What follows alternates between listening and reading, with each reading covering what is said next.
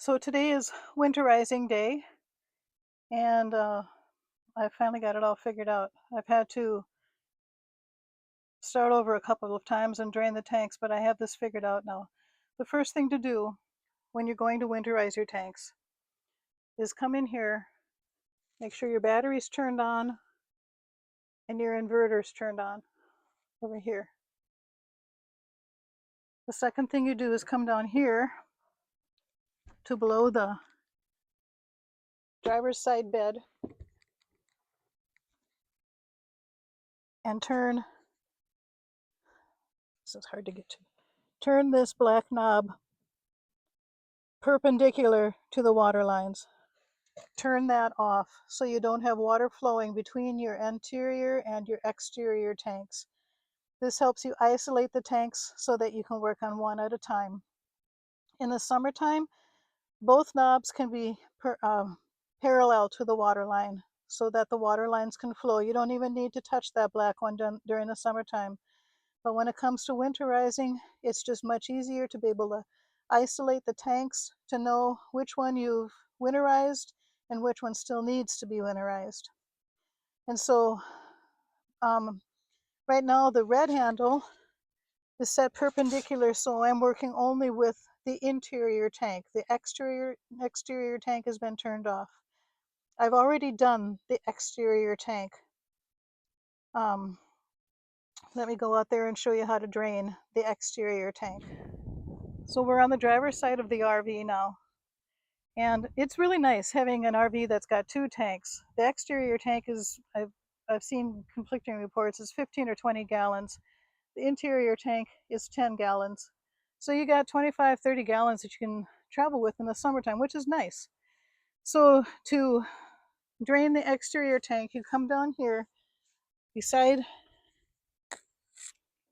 your sewage hose container, underneath the black and gray tank valves, and you're looking right there. Let me see if I can get a shot of that. So hopefully I'm showing you the shutoff valve, and then also on my this is the low point drain. I have to screw that lid that's on the end of that pipe. I have to take that off so the water will come out. I don't know if yours is like that or not. So you can speed that process up by also running the water in the sinks. Just getting it to go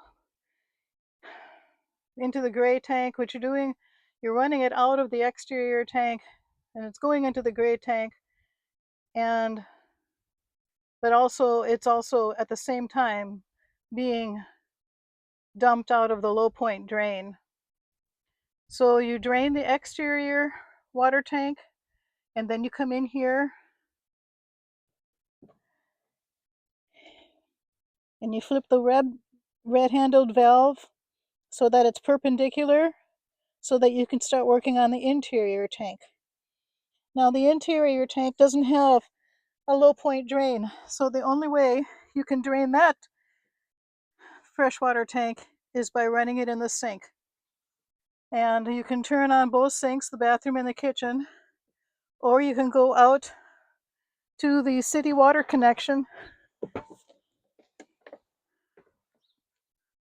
which is at the back half of the van where your power supply is, and turn on these water faucets too.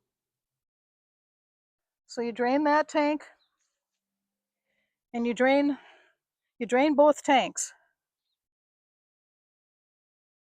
And don't forget to run the shower hose to get the water out of there, as well as you're flushing your toilet to get the water out of those lines. So what you're trying to do is get all of the water out of any place there's a water line. Then the other thing you need to do is to be sure to drain your water heater tank.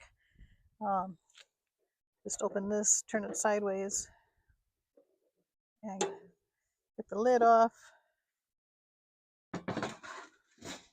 And first, release the pressure by opening this up. I've already drained my tank, but you might hear a hiss. And some water might come up, but you got to be careful because if the water is still hot, you need to make sure um, that it doesn't burn you. So stay back when you release that pressure. And then on the Roadtrek, down here is the anode. And I use this contraption to get that anode out into your socket wrench with an extender. And then this says it's 27 millimeter, and that fits perfectly on that hex. Where is that? Right there. Fits perfectly on that. And then you can just use that socket wrench to open this up, take the anode out, and let all the water drain out. And all of this draining the water, it takes a little bit of time. You'll know you're done when your sinks start to spit air. But don't let the sinks spit air for too long, or you will run your water pump dry. And you don't want to do that.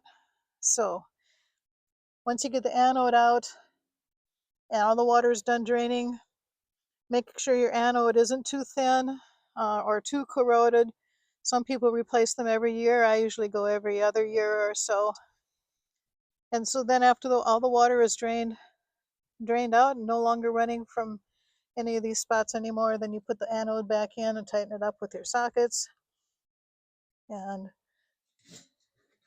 make sure this valve here is pushed back down again. Put your cover back on.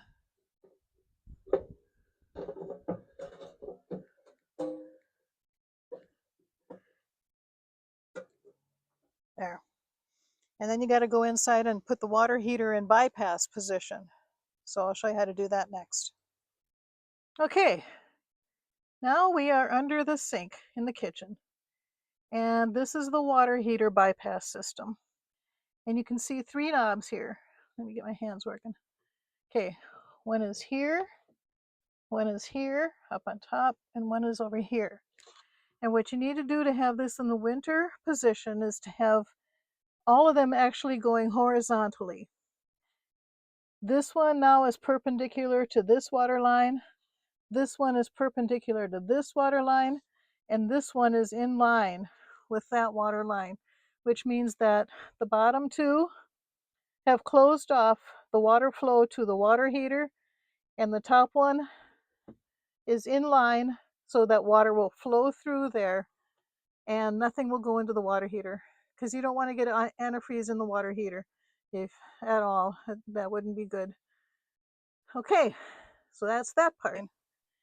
Then you come over here and you dump your black and your gray tanks and get the water out of there. Water is your enemy in the wintertime if you live where the weather gets pretty cold. I'm lucky because we don't use our black water tank. We have a different kind of bathroom setup. You can see that one of the other videos, one of my mods videos. So I never have to dump the black tank, but I dump the gray tank quite often. To dump the tanks, you get the sewer hose out, and I always have mine so that the flow is turned on, and you just set it down here.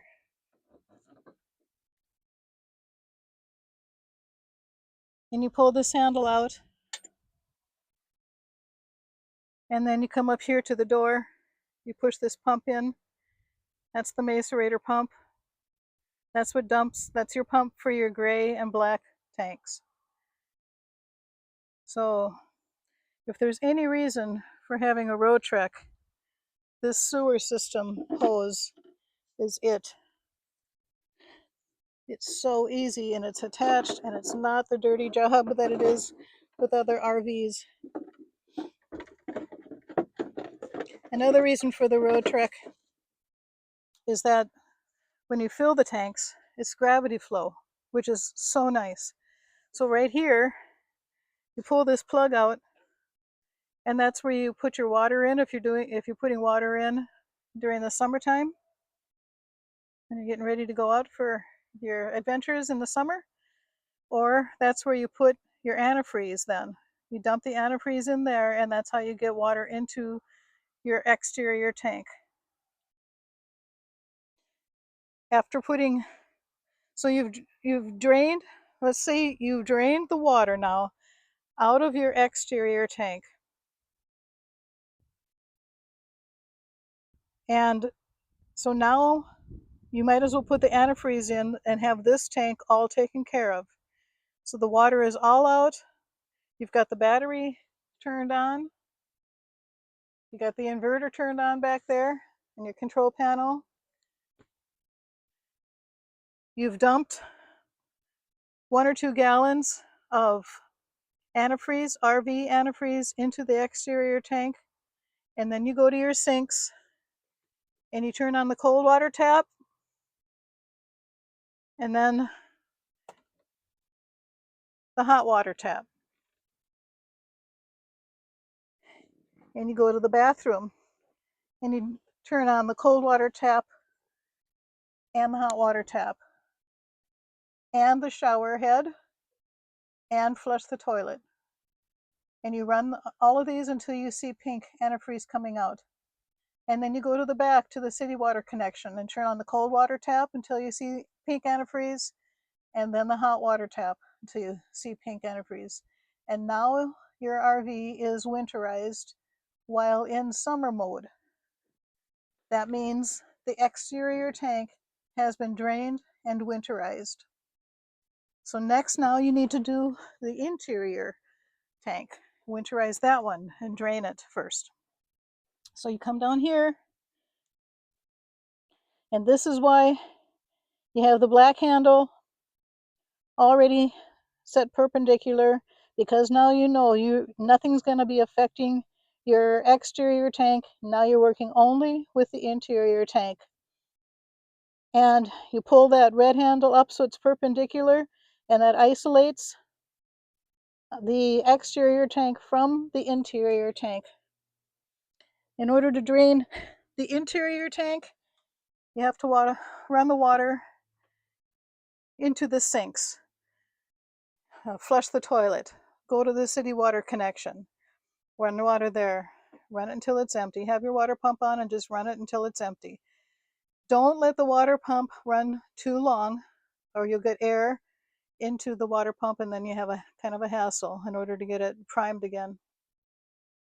So you get all the water, you just do the same thing as you did for the exterior tank. You get all the water out of the freshwater tank, and to add antifreeze to that tank, you go to the back of the RV.